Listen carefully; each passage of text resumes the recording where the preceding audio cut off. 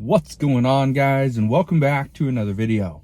So today we are going to dive into some of the new updates regarding SNAP benefits.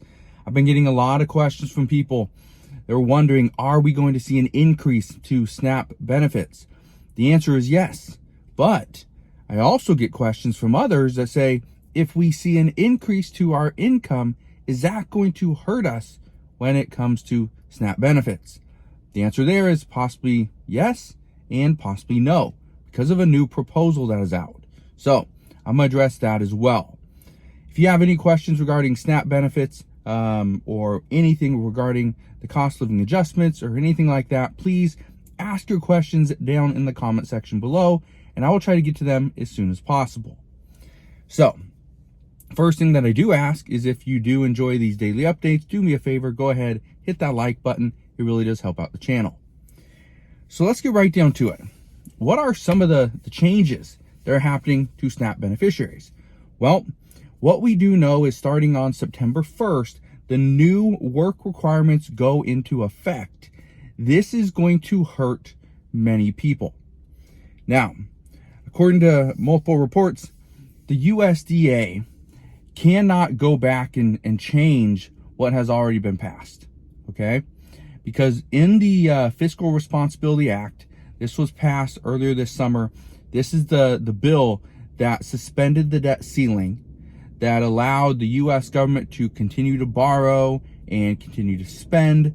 Well, this Fiscal Responsibility Act, within it, Republicans demanded that the work requirements be increased.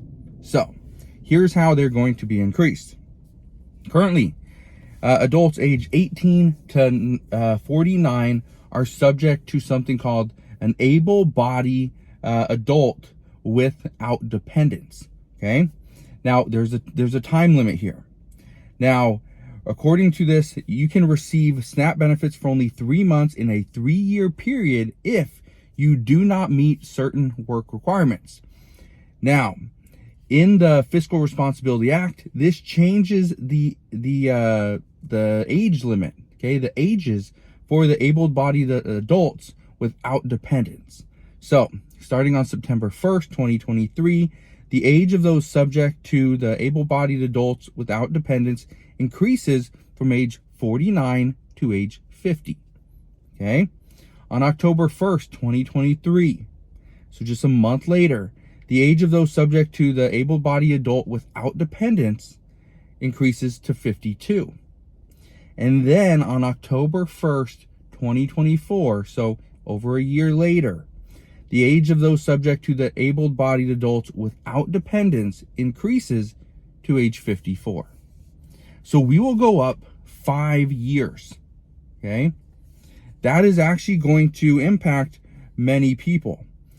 However, states can apply for a temporary waiver if their local unemployment rate is over 10% or they do not have enough jobs. So as of right now, those two things wouldn't happen. I don't think there's any local area that's over 10%.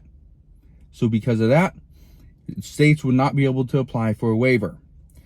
Now, also homeless people, you are exempt from from this guidance, from this work requirement. Veterans who served in the armed forces, including reserves, they're also exempt.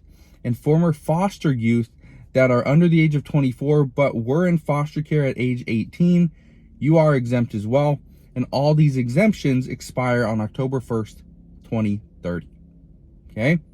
So that's the first thing regarding SNAP benefits, because that's happening very soon. Here's another thing that is going on regarding SNAP benefits, is it has to do with Social Security. You're probably thinking, well, SNAP benefits and Social Security are two different things, and they are. But here's the issue.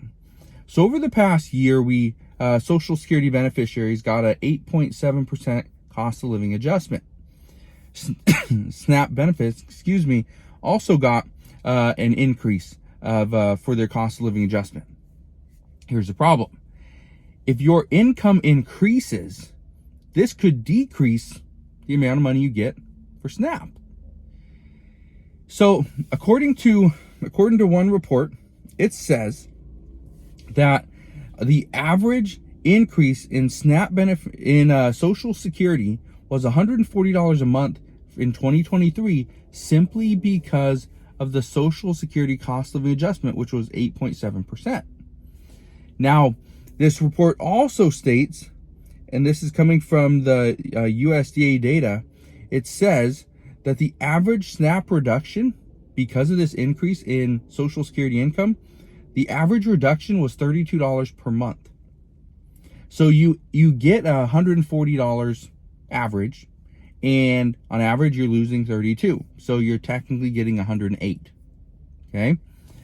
But they also said, and this is where it gets very disturbing, is more than 28,000 SNAP households completely lost their eligibility. That is what the press release is saying.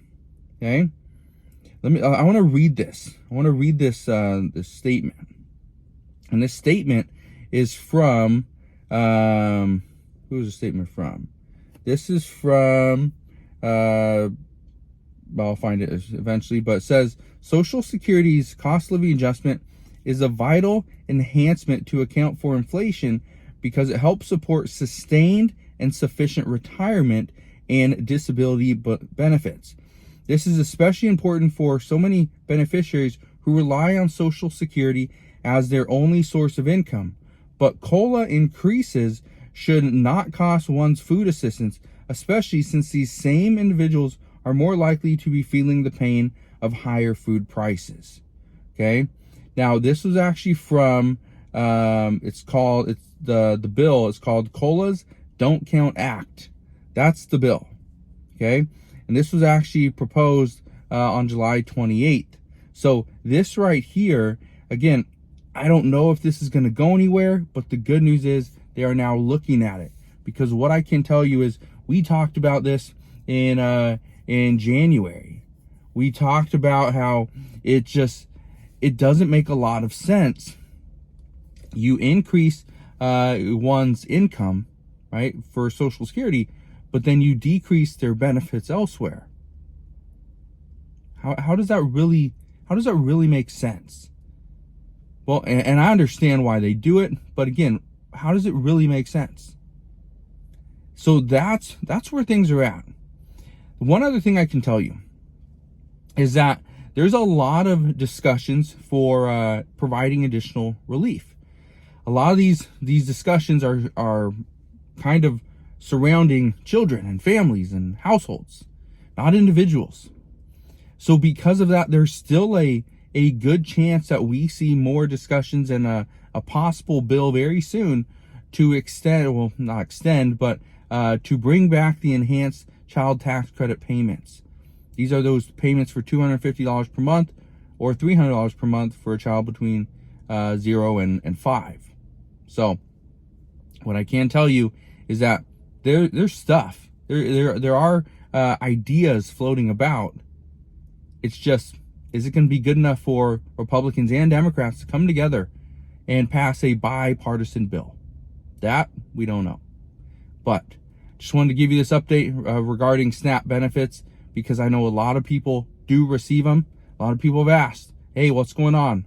What's the cost of living adjustment going to look like? Are we going to see an increase?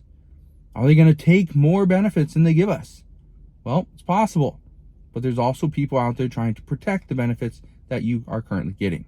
So that's where we're at this time. Again, thank you guys for watching. If you have any questions, ask your questions down in the comment section below. I'll see you guys on the next one.